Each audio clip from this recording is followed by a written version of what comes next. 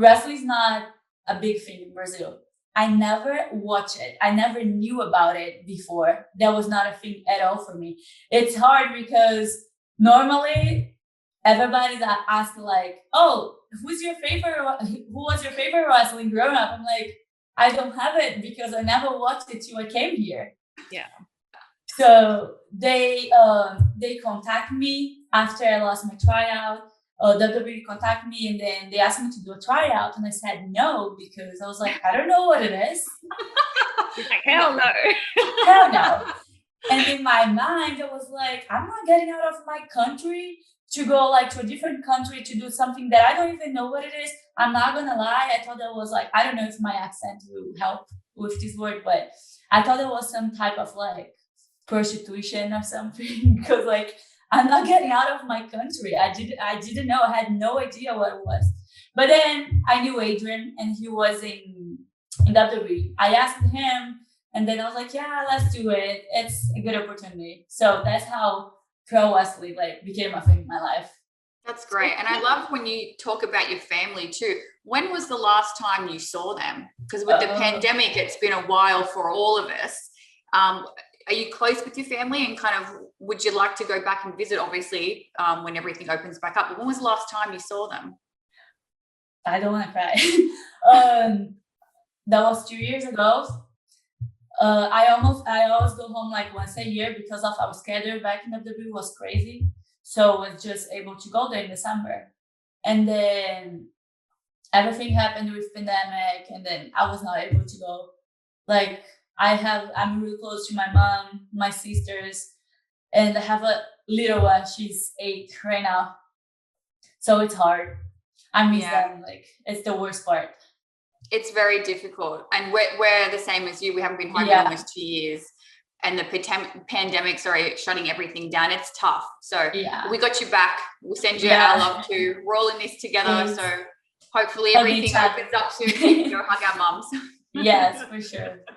Hey, I think we were at your WWE tryout. Do you remember that?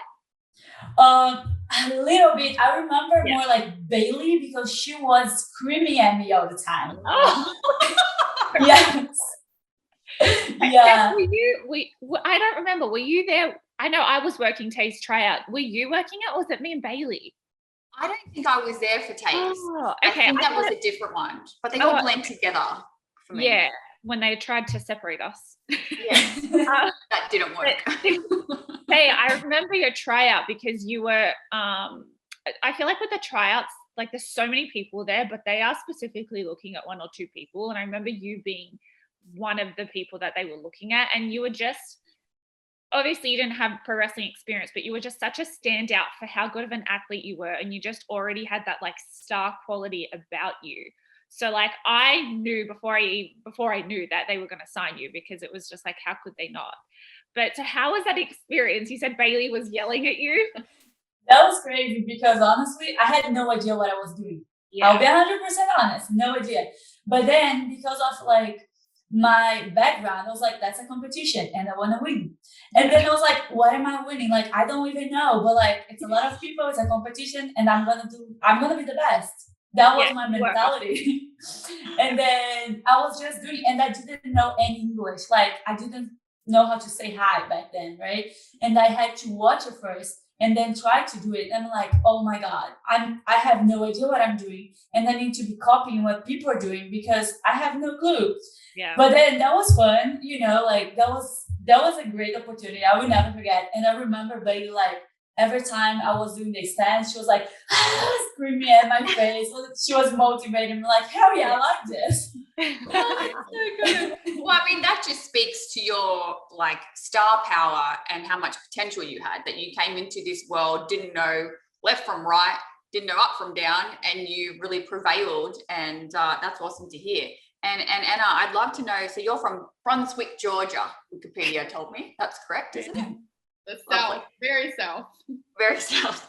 I'd love to know how you got into wrestling. Were you a fan growing up as a child, and kind of how did you get into wrestling school, and how did that all come about to you? Yeah, so I grew up watching it. My dad was always a huge wrestling fan, and so I would just sit down and watch it with him, and it was kind of a joke because I have 2 brothers and they've never watched it, but like I loved it. And so I always wanted to do it, and I was always telling my parents, like, I really think I can do this one day. And I was probably like 10 years old, and they were always really supportive and like, yeah, you probably can, like, you should try. But there were no schools around me, and I was obviously in school at 10 years old, I had to finish high school. I can't just do it by myself. So there was no school around me, and then it kind of fell into my lap in the best way possible, because I was in college where I am from, and my aunt, it's kind of confusing. My aunt is good friends with Glacier, who is from WCW, and he is the one who owned the Power Factory, which is now the Nightmare Factory, in Atlanta with QT Marshall. And so she was, I guess, just talking to him, saying like, yeah, my niece loves wrestling. She's always wanted to try it, blah, blah, blah. And so he was like, well, tell her to come to the school and try it. And so whenever I found out, I was like, oh my gosh, like, this is it. Like, I have to try it. Let's see.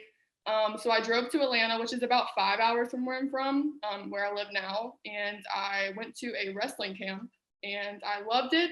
Didn't know anything, kind of like Tynar. Like, I had no idea what I was doing. I've never stepped into a ring before, and I went to a wrestling camp. I'm like, this is really intimidating, but I loved it, and I knew it was something I wanted to do. So, and I knew too that I would have to move in order to follow this dream, because you have to put your all into it. So I was like, okay, I'm gonna move. Dropped out of college. I think it was about 5 months later, I ended up moving to Atlanta to train full time, and then wow, that's incredible. That's so good. When the wrestling call comes, you just answer it. I love those stories. That's awesome.